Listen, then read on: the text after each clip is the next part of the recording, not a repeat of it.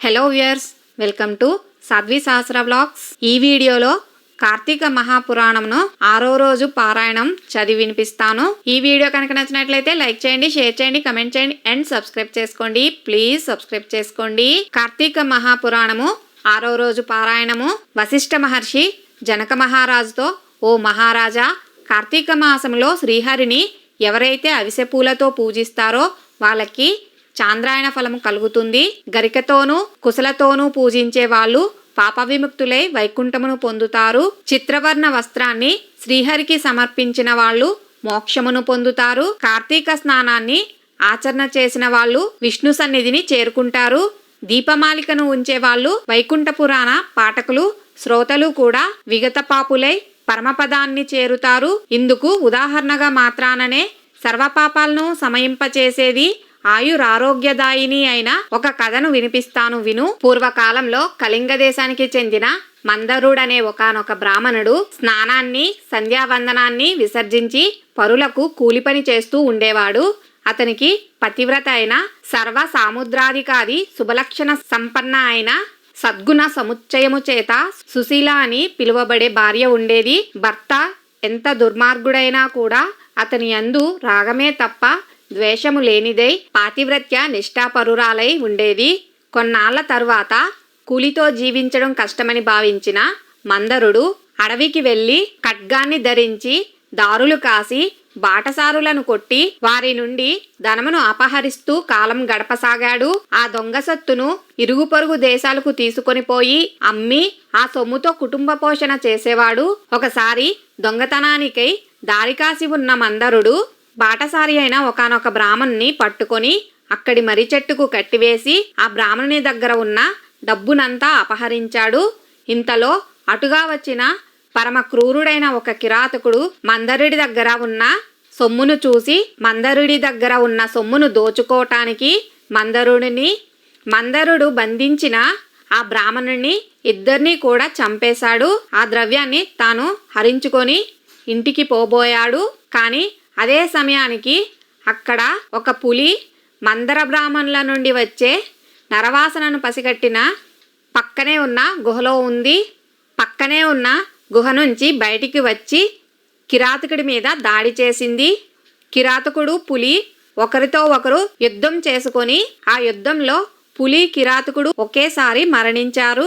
ఆ విధంగా మరణించిన బ్రాహ్మణుడు, మందరుడు, పులి, కిరాతకుడు ఈ నలుగురు జీవులు యమలోకమును చేరి కాలసూత్రమనే నరకాన్ని పొందారు. యమకింకరులు ఆ నలుగురిని పురుగులు అమేధ్యముతో నిండి ఉన్న రక్తకూపంలో పడవేశారు. ఇక భూలోకములో ఉన్న సుశీలకు భర్త మరణవార్త తెలియక నిత్యం భర్తనే ధ్యానిస్తూ ధర్మవర్తనతో హరిభక్తితో సజ్జన సాంగత్యముతో జీవించసాగింది. ఒకనాడు నిరంతర హరినామ సంకీర్తన తత్పరుడు, సర్వులయందున భగవంతుని దర్శించువాడు, నిత్యానంద నర్తనుడు అయిన ఒకనొక మునీశ్వరుడు ఈ సుశీల ఇంటికి వచ్చాడు. ఆమె శ్రద్ధాభక్తులతో అతనికి భిక్ష వేసి, అయ్యా, నా భర్త కార్యార్థి అయి వెళ్ళి ఉన్నాడు, ఇంటలేడు, నేను ఏకాకినై ఆయన ధ్యానములోనే కాలము గడుపుతున్నాను అని విన్నవించుకుంది. అందులక మునీశ్వరుడు, అమ్మాయి, ఆవేదన పడకు, ఇది కార్తీక పౌర్ణమి మహాపర్వదినము. ఈరోజు సాయంకాలం నీ ఇంట పురాణ పఠనా శ్రవణాదులు ఏర్పాటు చేయి. అందుకు గాను ఒక దీపము చాలా అవసరము. దీపానికి తగినంత నూనె నా దగ్గర ఉంది. నీవు పత్తిని ప్రమిదను సమర్పించినట్లయితే దీపమును వెలిగించవచ్చును అని సలహా ఇచ్చాడు. ఆ మునీశ్వరుని మాటలను అంగీకరించి సుశీల తక్షణమే గోమయంతో ఇల్లంతా చక్కగా అలికి పంచరంగుల ముగ్గులను వేసింది. ప్రత్తిని పరిశుభ్రపరిచి 2 వత్తులను చేసి మునీశ్వరుని వద్ద నూనెతో వాటిని వెలిగించి శ్రీహరికి సమర్పించింది. మునీశ్వరుడు ఆ దీప సహితముగా విష్ణువును పూజించి మనశుద్ధి కోసం పురాణ పఠనమును ఆరంభించాడు. సుశీల చుట్టుప్రక్కల ఉన్న ఇళ్లకు వెళ్లి వారందరినీ పురాణ శ్రవణానికి ఆహ్వానించినది. అందరి నడుమ తాను కూడా శ్రద్ధగా ఆ పురాణాన్ని వింది. అనంతరం ఆమెకు శుభాశిస్సులు అందించి ఆ మునీశ్వరుడు అక్కడి నుండి వెళ్ళిపోయాడు. నిరంతరము హరిసేవనము వలన క్రమక్రమముగా ఆమె జ్ఞాని అయి తదుపరిన కాలధర్మము చేసినది. తక్షణమే శంఖ చక్రాంకితులు, చతుర్బాహువులు, పద్మాక్షులు, పీతాంబరధరులు అయిన విష్ణుదూతలు నందనవన సుందర మందారాది సుమాలతోనూ రత్నమౌతిక ప్రవాళాదులతోనూ నిర్మించిన మాలికాంబర్ణ భరణాలంకృతమై ఉన్న దివ్య విమానాన్ని తెచ్చి సుశీలను అందు కూర్చుండబెట్టి వైకుంఠానికి తీసుకుపోసాగారు. అందులో వెళుతున్న సుశీల మార్గమధ్యములోని నరకములో మరి 3 జీవులతో కలిసి బాధలు పడుతున్న తన భర్తను గుర్తించి విమానాన్ని ఆపించి తన భర్త నరక బాధలు పడటానికి కారణం ఏమిటి అని తెలుపవలసిందిగా విష్ణుదూతలను కోరింది. అందుకు వారు, అమ్మా, నీ భర్త అయిన ఆ మందరుడు బ్రాహ్మణ కులంలో జన్మించినప్పటికీ కూడా వేదాచారాలను విసర్జించి కూలి అయి మరి కొన్నాళ్ళు దొంగయై దుర్మార్గ ప్రవర్తన వలన ఇలా నరకాన్ని అనుభవిస్తున్నాడు. అతనితో బాటే ఉన్న మరొక బ్రాహ్మణుడు మిత్రద్రోహి తన మిత్రుణ్ణి చంపి అతని ధనముతో పరదేశాలకు పారిపోబోతూ నీ భర్త చేత బంధితుడయ్యాడు. అతగాడి పాపాలకు గాను అతడు నరకము పొందాడు. 3వ వాడు కిరాతకుడు. నీ భర్త బంధించిన ఆ బ్రాహ్మణ్ణి నీ భర్తను కూడా చంపివేసి ఆ పాపానికి గాను ఇతడు నరకమును చేరవలసి వచ్చింది. ఇక 4వ జీవి పులి. ఆ పులి అంతకు ముందు పూర్వజన్మలో ద్రావిడ బ్రాహ్మణుడై ఉండి ద్వాదశి నాడు భక్ష్యాభక్ష్య విచక్షణారహితుడై ఆచరించిన తైలాదిక భోజనాదుల వలన నరకమును పొంది పులిగా పుట్టి ఈ కిరాతకునితో యుద్ధం చేసి అతనితో బాటే నరకాన్ని చేరాడు. ఈ 4 నరకయాతనలకు కారణాలివే తల్లి అని విష్ణుదూతలు సుశీలతో చెప్పారు. ఆ మీదట సుశీల విష్ణుదూతలను చూసి ఏ పుణ్యము చేసినట్లయితే వాళ్ళకా నరకము తప్పుతుందో చెప్పమని కోరగా, కార్తీక మాసంలో నీ చేత ఆచరించబడిన పురాణ శ్రవణ ఫలితాన్ని దారపోయటం వలన నీ భర్త పురాణ శ్రవణార్థమే నువ్వు ఇంటింటికి వెళ్ళి ప్రజలను పిలిచిన పుణ్యమును దారపోయటం వలన మిత్రద్రోహి అయిన ఆ బ్రాహ్మణుడు ఆ పురాణ శ్రవణార్థమే నువ్వు సమర్పించిన 2 వత్తుల పుణ్యమును చెరిసగముగా దారపోయటం వలన ఆ కిరాతకుడు ఆ పులి నరకం నుంచి ముక్తిని పొందుతారు అని పలికారు. అలా వాళ్ళు చెప్పినదే తడవుగా సుశీల ఆయా విధాలుగా తన పుణ్యాలను వారికి దారపోయడంతో ఆ 4 నరకం నుండి విముక్తులై దివ్య విమానాలను ఎక్కి సుశీలను వివిధ రూపాలుగా ప్రశంసిస్తూ మహాజ్ఞానులు పొందే ముక్తి పదానికే తీసుకుపోబడ్డారు. కాబట్టి ఓ జనక మహారాజా, కార్తీక మాసంలో చేసే పురాణ శ్రవణం వలన హరిలోకమును తప్పనిసరిగా పొందుతారని తెలుసుకో. వశిష్ఠ మహర్షి జనకునికి మరలా ఇలా చెప్పసాగారు. ఓ రాజా, కార్తీక మాసంలో వచ్చే సోమవార మహత్యమును విని ఉన్నావు. ఆ కార్తీక సోమవారం ఎంత ఫలాన్నిస్తుందో అంతకంటే కార్తీక శని త్రయోదశి 100 రెట్లు, కార్తీక పౌర్ణమి 1000 రెట్లు, శుక్లపాడ్యమి 1,00,000 రెట్లు, శుక్ల ఏకాదశి 1,000,000 రెట్లు, ద్వాదశి లెక్కలేనంత అనంతమైన ఫలాలను అదనముగా ప్రసాదిస్తాయి. మోహము చేతనైనా సరే శుక్ల ఏకాదశి నాడు ఉపవసించి మరునాడు అంటే ద్వాదశి రోజు బ్రాహ్మణయుక్తులే పారాయణ చేసేవాళ్ళు సాయుధ్య మోక్షాన్ని పొందుతారు. ఈ కార్తీక శుద్ధ ద్వాదశి నాడు అన్నదానమును చేసిన వారికి సమస్త సంపదలు అభివృద్ధి చెందుతాయి. రాజా, సూర్యగ్రహణ సమయములో గంగా తీరములో 1,000,000 మంది బ్రాహ్మణులకు అన్న సమారాధన చేయటం వలన ఎంత పుణ్యము కలుగుతుందో అంత పుణ్యము కూడా కేవలం కార్తీక ద్వాదశి నాడు ఒక్క బ్రాహ్మణుడికి అన్నమును పెట్టడం వలన కలుగుతుంది. 1000 గ్రహణ పర్వాలు, 10,000 వ్యతిపాత యోగాలు, 1,00,000 అమావాస్య పర్వాలు ఏకమైనా కూడా ఒక్క కార్తీక ద్వాదశిలో 16వ వంతు కూడా చేయమని తెలుసుకో. మనకు ఉన్న తిథులలో పుణ్యప్రదాలైన తిథులు ఎన్ని ఉన్నా ఉండవచ్చునుగాక, కానీ వాటన్నిటికంటే కూడా సాక్షాత్తు విష్ణు ప్రీతికరమైన ఈ కార్తీక ద్వాదశి అత్యంత ఫలప్రదమని మర్చిపోకు. ఏకాదశి నాడు రాత్రి యామముండగా కార్తీక శుద్ధ ద్వాదశి నాడు క్షీర సముద్రము నుండి శ్రీహరి నిద్రలేస్తాడు. అందువలన దీనికి హరిబోధిని ద్వాదశి అనే పేరు వచ్చింది. అటువంటి ఈ హరిబోధిని నాడు ఎవరైతే కనీసం ఒక్క బ్రాహ్మణునికైనా అన్నదానమును చేస్తారో వాళ్ళు ఇహములో భోగాన్ని సేవనాన్ని, పరములో భోగిశయనామ సేవనాన్ని పొందుతారు. కార్తీక ద్వాదశి నాడు పెరుగు అన్నదానం చేయడం వలన సర్వోత్కృష్టమైన దానముగా చెప్పబడుతూ ఉంది. ఎవరైతే ఈ ద్వాదశి నాడు పాలిచ్చే ఆవును వెండి డెక్కలు బంగారు కొమ్ములతో అలంకరించి పూజించి దూడతో సహా గోదానము చేస్తారో వాళ్ళు ఆ ఆవు శరీరంపై ఎన్ని రోమాలైతే ఉంటాయో అన్ని వేల సంవత్సరాలు స్వర్గంలో నివసిస్తారు. ఈ రోజు వస్త్రదానం చేసిన వాళ్ళు సంచితార్థాలన్నీ సమసిపోయి వైకుంఠాన్ని చెందుతారనడంలో ఎటువంటి సందేహమూ లేదు. ఓ మహారాజా, ఎవరైతే కార్తీక శుద్ధ ద్వాదశి నాడు సాలగ్రామాన్ని, బంగారపు తులసి వృక్షాన్ని దక్షిణా సమేతంగా దానము చేస్తారో వాళ్ళు చతుస్సాగర పర్యంతమైన సమస్త భూమండలాన్ని దానం చేసినంత పుణ్యాన్ని పొందుతారు. ఇందుకు నిదర్శనముగా ఒక గాథను చెబుతాను విను. పూర్వము గోదావరి తీరంలో దురాచారవంతుడు, పరమ పిసినిగొట్టు అయిన ఒక వైశ్యుడు ఉండేవాడు. ఈ లుబ్ధుడు దాన ధర్మాలు చేయకపోవడమే కాక తాను కూడా తినకుండా ధనమును పోగు చేసేవాడు. ధనధాన్యాలనే కాదు, కనీసం ఎవరికి మాట సాయమైనా చేసేవాడు కాదు. నిత్యము పరులను నిందిస్తూ పరుల దగ్గర ఉన్న సొమ్ముకు ఆశపడేవాడు.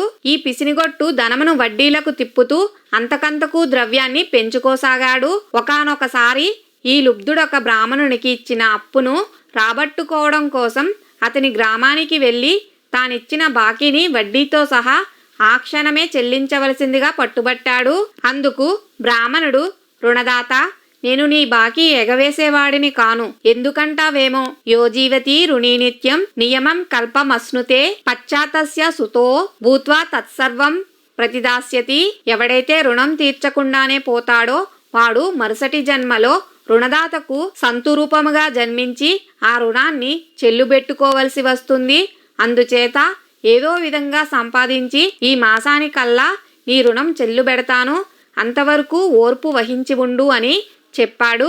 ఆ బ్రాహ్మణ మాటలను విన్న ఈ పిసినారికి పరాభవ వాక్కులుగా భావించి ఆ బ్రాహ్మణుని కసిరి, నీ కబుర్లు నా దగ్గర కాదు, నీ బాకీ వసూలు కోసం నెలలాగే సమయం నాకు లేదు, మర్యాదగా ఇప్పుడే ఇయ్యి, లేదా ఈ కత్తితో నిన్ను నరికేస్తాను అన్నాడు. యథార్థంగా ఆ సమయంలో ధనము లేదని, అప్పటికప్పుడు తానా అప్పు తీర్చలేనని చెప్పాడు ఆ బ్రాహ్మణుడు. మరింత మండిపడిన ఆ పిసినారి ఆ బ్రాహ్మణుణ్ణి జుట్టు పట్టుకుని లాగి నేల మీద పడవేసి కాలితో తన్ని అప్పటికీ కోపం తీరక కత్తితో ఒక వేటు పెట్టాడు. సింహం యొక్క పంజా విసురుకు లేడిపిల్ల చనిపోయినట్లుగా ఆ కోపంతో ఉన్న కోమటి కొట్టిన కత్తి దెబ్బకు బ్రాహ్మణుడు ప్రాణాలు కోల్పోయాడు. అంతటితో కోమటి హత్యానేరానికి గాను రాజు తనను దండిస్తాడనే భయంతో త్వరగా ఇంటికి పారిపోయి గుట్టుగా బ్రతకసాగాడు. బ్రతికినంత కాలం గుట్టుగా ఉండడమే గాని గుట్టుగా ఉన్నంత మాత్రం చేత ఎల్లకాలం బ్రతకలేం కదా. అదేవిధంగా ఆ కోమటి కూడా ఆయువు తీరి మృతి చెందాడు. యమకింకరులు వచ్చి ఆ జీవుని నరకానికి తీసుకుపోయారు. జనక భూపతి రురువులనే మృగాల చేత వాటి శృంగాల చేత పీడింపచేసే ఒకానొక యాతనను రౌరవం అనే నరకం అంటారు. ఈ కోమటిని ఆ రౌరవం అనే నరక విభాగంలో వేసి శిక్షించవలసిందిగా ఆజ్ఞాపించాడు యమధర్మరాజు. యమకింకరులు ఆ ఆజ్ఞను అమలు చేయసాగారు. ఇక ఈ భూలోకంలో ఆ పిసినారి వైశ్యుని కుమారుడైన ధర్మవీరుడనేవాడు మహాదాత, పరోపకారియే, పిత్రాజితమైన ఆ గణిత ధనరాశులతో ప్రజా శ్రేయస్సుకై చెరువులు, నూతులు త్రవ్వించి, తోటలు వేయించి, వంతెనలు కట్టించి, పేదలకు వివాహాలను, ఉపనయనాలను చేయిస్తూ, యజ్ఞయాగాది క్రతువులను, క్షుత్పీడితులకు తరతమ భేద రహితంగా అన్నదానాలను చేస్తూ ధర్మాత్ముడుగా పేరు పొందాడు. ఒకానొక నాడి ధర్మవీరుడు విష్ణు పూజ చేసే సమయానికి త్రిలోక సంచారి అయిన నారద మహర్షి యమలోకము నుండి బయలుదేరి హరినామ స్మరణను చేసుకుంటూ ఈ ధర్మవీరుని తావుకు వచ్చాడు. ముంగిలికి వచ్చిన మునిరాజు నారదుని చూచి ధర్మవీరుడు భక్తి ప్రపత్తులతో ప్రణమిల్లాడు. అర్ఘ్యపాద్యాది వివిధ ఉపచారాలతోనూ నారదుని పూజించి, నారద, దేవర్షులైన మీరిలా మా భూవర్షానికి అందున నా గృహానికి విచ్చేయడం వలన నా జన్మ ధన్యమైంది. హే దివ్య ప్రభు, నేను నీ దాసుడిని, నన్నేమి చేయమంటావో ఆజ్ఞాపించు, నువ్వేమి చెబితే అది చేస్తాను అని వినయపూర్వకంగా వేడుకున్నాడు. అందుకు సంతసించిన నారదముని చిరునవ్వు ముఖము కలవాడే, ధర్మవీరా, నా కోసము నువ్వేమీ చేయనక్కర్లేదు, నీ శ్రేయస్సుకై చెబుతున్నా నా ఈ మాటల్ని శ్రద్ధగా విను. కార్తీక ద్వాదశి శ్రీ మహావిష్ణునకు అత్యంత ప్రియమైన రోజు. ఆ రోజున చేసిన స్నాన, దాన, జప, తప ప్రభృతి కార్యాలన్నీ కూడా విశేషమైన ఫలితాన్నిస్తాయి. ధర్మవీర, సూర్యుడు తులారాశిలో ఉండగా కార్తీక ద్వాదశి సూర్యోదయ స్నానాలు, సాలగ్రామ దానమును చేసేవారు దరిద్రులు గాని, ధనికులు గాని, యతులు గాని, వానప్రస్థులు గాని, బ్రాహ్మణులు గాని, క్షత్రియులు గాని, వైశ్యులు గాని, శూద్రులు కాని, స్త్రీలే కాని వాళ్ళెవరైనా సరే జన్మ జన్మాంతర కృత పాపాలను దహింపచేసుకున్న వాళ్ళే అవుతారు. మరో ముఖ్య విషయంను చెబుతాను విను. నీ తండ్రి మరణించి యమలోకంలో పడరాని పాట్లు పడుతున్నాడు. అతనికి నరకబాధ విముక్తిని సంకల్పించి నువ్వు కార్తీక ద్వాదశి నాడు సాలగ్రామ దానమును చెయ్యి. నారదుడు చెప్పినదంతా విని నవ్వేశాడు ధర్మవీరుడు. పైపెచ్చు నారదమునింద్ర, నా తండ్రి పేరున గో, భూ, తిల, సువర్ణాది దానాలు ఎన్నో చేశాను. వాటి వల్ల వెలువరించబడని నరకయాతన కేవలం సాలగ్రామం అనే పేరు కలిగిన రాతిని దానం చేస్తే సాధ్యమవుతుందా? ఆ సాలగ్రామం అనే రాయి ఎందుకు ఉపయోగపడుతుంది? తినడానికా? పనికిరాదు. అలంకారానికా? నవరత్నాలలో ఏదీ కాదు. ఏ రకంగానూ ఎవరికీ కూడా పనికిరాని దాన్ని నేనెందుకు దానం చేయాలి? రాతిదాతకు కీర్తి ఉండదు. ఆ దానమును పట్టిన వానికి సుఖమూ ఉండదు. కాబట్టి ఆ సాలగ్రామ దానమును నేను చెయ్యను అన్నాడు. నారదుడెంత అనునయంగా చెప్పినా కూడా ధర్మవీరుడు తన మూర్ఖత్వాన్ని వదలనూ లేదు, సాలగ్రామ దానానికి అంగీకరించనూ లేదు. అంతటితో నారదుడు అంతర్ధానమైపోయాడు. మరికొంత కాలానికి ధర్మవీరుడు మరణించాడు.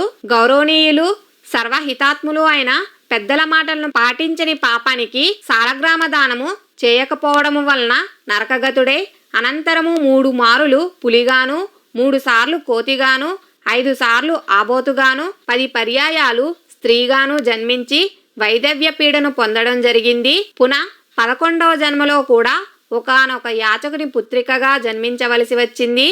పురాకర్మ వలన పెండి కుమారుడు అనతి కాలంలోనే మరణించడంతో ఒక్కగానొక్క కూతురికి కలిగిన వైదవ్యానికి చింతించి ఆ యాచక బ్రాహ్మణుడు జ్ఞానదృష్టి చేత తన కూతురి పూర్వకర్మను, గత పాపఫలాన్ని తెలుసుకున్నవాడే ఆ విషయాలన్నీ ఆమెకు సవిస్తరంగా చెప్పి కార్తీక సోమవారం నాడు వేదోక్త విధిగా జన్మ జన్మాజిత పాపనాశకమైన సాలగ్రామ దానాన్ని చేయించాడు. ఆ పుణ్యఫలం వలన మరణించిన పెండి కొడుకు మళ్లీ జీవించాడు. ఆ దంపతులు ఇహ జీవితాన్ని ధర్మకామ సౌఖ్యాలతో గడిపి కాలాంతర స్వర్గమును చేరి పుణ్య ఫలానుభవ వాప్తులయ్యారు.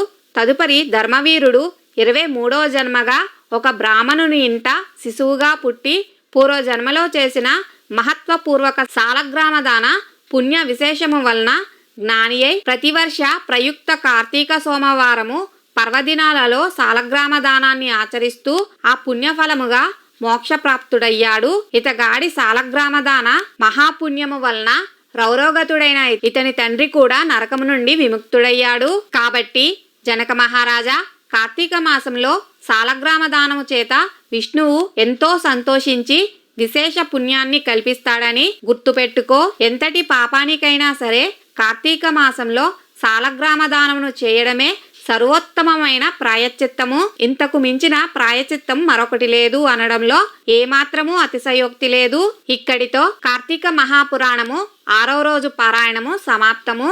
ఇదేనండి కార్తీక మహాపురాణము 6వ రోజు పారాయణము. ఈ వీడియో కనుక నచ్చినట్లయితే లైక్ చేయండి, షేర్ చేయండి, కమెంట్ చేయండి అండ్ సబ్స్క్రైబ్ చేసుకోండి. ప్లీజ్ సబ్స్క్రైబ్ చేసుకోండి.